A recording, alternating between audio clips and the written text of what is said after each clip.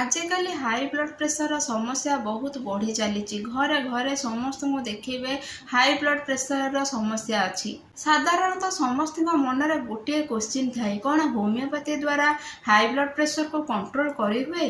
तार आंसर कौन आउ जदि हाँ को मेडिसिन खाइबा दरकार जानिबा पई वीडियोटी को लास्ट पर्यंत देखंतु, स्किप करिवे नहीं।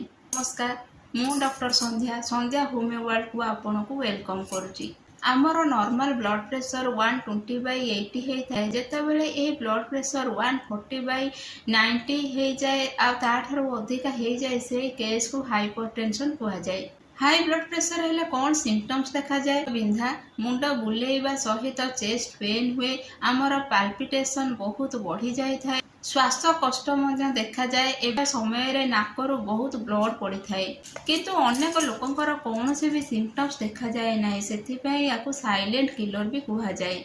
एबे जानिबा समस्त मन में गोटे प्रश्न, कौन होमियोपैथी द्वारा हाई ब्लड प्रेशर को कंट्रोल करी हुए? हाँ आज्ञा, होमियोपैथी द्वारा हाई ब्लड प्रेशर को कंट्रोल करी हुए। से होमियोपैथी रे बहुत गुड़े मेडिसिन अच्छी। आज मु आपन को गोटे मेडिसिन विषय रे कहिबी, ता हैला वैक्सन BP8।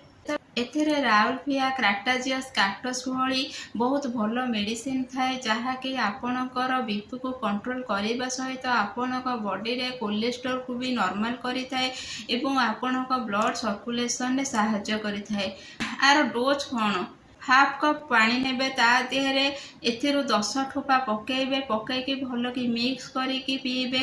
दिन को एमिति 3 थर पीवा द्वारा एटा लाभदायक होता है। बहुत भल डाइल्यूशन अच्छी, ताको मध्य खाइबाको पड़िबो।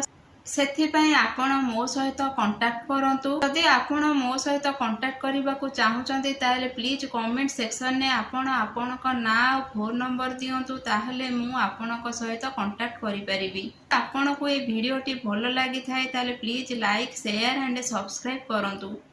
रहिली, जय जगन्नाथ।